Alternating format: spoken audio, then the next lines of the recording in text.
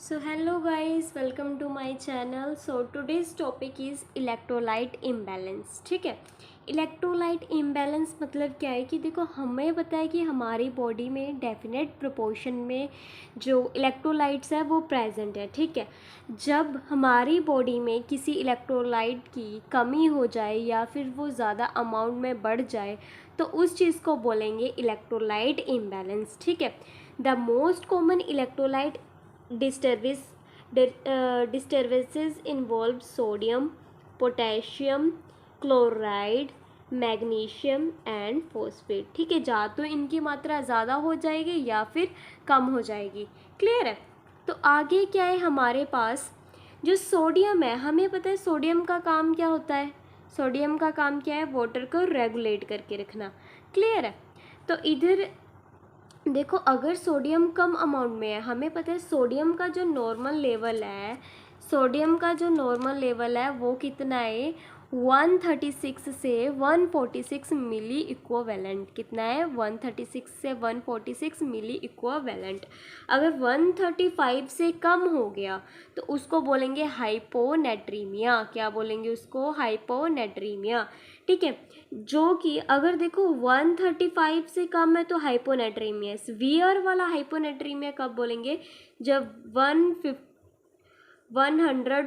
से भी कम हो जाएगा। ठीक है, जिसकी वजह से क्या होगा, जो इंट्राक्रेनियल प्रेशर है वो इंक्रीज हो जाएगा। आगे हाइपर न्यूट्रीमिया। क्या है, हाइपर मतलब ज़्यादा हो रहा है, मतलब देखो ना नॉर्मल वैल्यू 136 से 145 के बीच में, अगर इससे ज़्यादा हो जाए तो क्या हो जाएगा, थर्स्ट मैकेनिज्म जो है हमारा वो अफेक्ट हो जाएगा। क्लियर है। तो आगे हम लोग बात करेंगे पोटेशियम की। पोटेशियम किस में प्रेजेंट होता है, potassium present in intracellular fluid. ये पता होना चाहिए कि पोटेशियम प्रेजेंट होता है इंट्रासेलुलर फ्लूइड में, और ये ज़्यादातर न्यूरोमस्कुलर और कार्डियक फंक्शंस करता है। क्लियर है। देखो जो पोटेशियम है उसका नॉर्मल लेवल कितना है, 3.5 से 4.5। कितना है, 3.5 से 4.5 जो है पोटेशियम का नॉर्मल लेवल है। ठीक है, अगर 3.5 से कम हो जाए उसको बोलेंगे हाइपोकैल्सीमिया। अगर 3.5 से मतलब कि अगर 5 से ज़्यादा हो जाए दैट इज़ हाइपरकैलीमिया। ठीक है, पहले हाइपरकैलीमिया में पढ़ाऊंगी। इसमें क्या होता है कि जो रीनल फंक्शंस है वो इम्पेयर्ड हो जाते हैं, इम्पेयर्ड रीनल फंक्शंस। ठीक है, it can lead cardiac arrest. क्या करता है ये, कार्डियक अरेस्ट लीड करता है। बनाना शुड बी अवॉइडेड। इसमें क्या है, हाइपर कैलीमिया में क्या करना है, हमने बनाना को अवॉइड करना है। हाइपर कैलीमिया में क्या करना है, हमने बनाना को अवॉइड करना है। क्लियर है। तो इधर हमारे पास क्या है, हाइपोकैलीमिया में डायरिया है, वॉमिटिंग है, use of certain diuretics. Clear है। तो हाइपोकैलीमिया में क्या आ रहा है कि जो पोटेशियम का लेवल है कम है, कितना हो रहा है, 3.5 से भी ज़्यादा कम। और कॉजेज़ क्या हो सकता है, जैसे डायरिया हो गई किसी पेशेंट को, किसी पर्सन को या फिर किसी पेशेंट को। ठीक है, डायरिया हो रहा है, वो क्या कर रहा है, लूज स्टूल निकाले जा रहा है, जिसमें क्या है कि उसका जो पोटेशियम का लेवल है वो डिक्रीज हो रहा है। क्लियर है। तो समझ आ गया ये वाली बात। अगला है कैल्शियम। अगला क्या है हमारे पास टॉपिक, दैट इज कैल्शियम। ठीक है, तो कैल्शियम क्या करता है, हमारे कहाँ होता है ज़्यादातर कैल्शियम, बोन्स में होता है। ठीक है, तो जो कैल्शियम है उसका नॉर्मल लेवल कितना है, 4.5 से 5.5 तक। ठीक है, देखो अगर कैल्शियम कम अमाउंट में है तो उसको बोलेंगे हाइपोकैल्सीमिया। ठीक है, क्या बोलेंगे, हाइपोकैल्सीमिया, जिसकी वजह से क्या देखने को मिलेगा, टिंकलिंग सेंसेशन। कैसी सेंसेशन देखने को मिलेंगी, टिंकलिंग।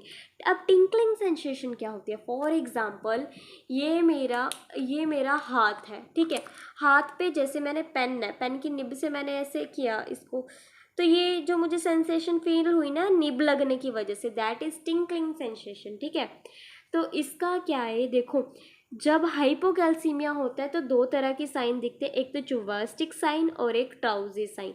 चुवास्टिक साइन क्या है कि जो फेशियल मसल्स है, जो क्या है फेशियल मसल्स है वो क्या है, कॉन्ट्रैक्शंस देखने को मिलेगी उनमें। ठीक है, और जो ड्राउजी साइन है उसमें क्या होगा कि देखो जैसे एक पेशेंट है, पेशेंट के यहाँ पे हमने क्या किया, बीपी कफ लगाया, ठीक है।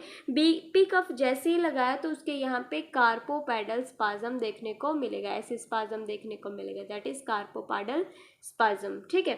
तो ये इम्पोर्टेंट है कि कौन से एलिमेंट इलेक्ट्रोलाइट की डेफिशिएंसी की वजह से ड्राउजी साइन और वर्स्टिक साइन देखने को मिलती है, दैट इज कैल्शियम।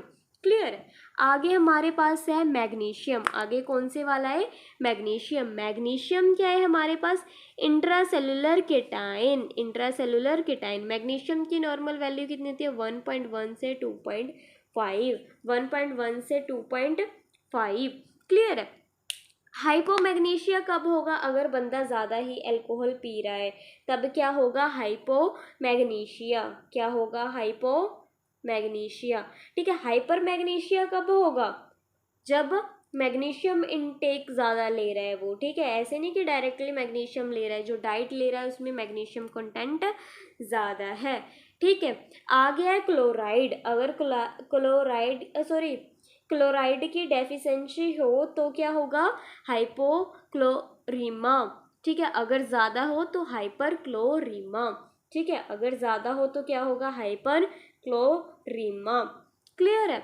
तो देखो क्लोराइड की वैल्यू कितनी होती है, 95 से 108। अगर इससे कम है तो हाइपोक्लोरीमा, अगर इससे ज़्यादा है तो हाइपरक्लोरीमा, जिसकी वजह से एसिडोसिस वगैरह देखने को मिलती है।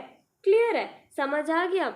अब एसिडोसिस या फिर डिसरिथमिया देखने को मिलेगा पेशेंट में, क्या देखने को मिलेगा, डिसरिथमिया, ठीक है। फिर से समझा देती हूँ, क्लोराइड में क्या आ रहा है, अगर क्लोराइड की वैल्यू हमें पता है 95 से 108 है, अगर 95 से कम है तो उसको बोलेंगे हाइपोक्लोरीमिया, अगर उससे ज़्यादा है तो उसको बोलेंगे हाइपरक्लोरीमिया।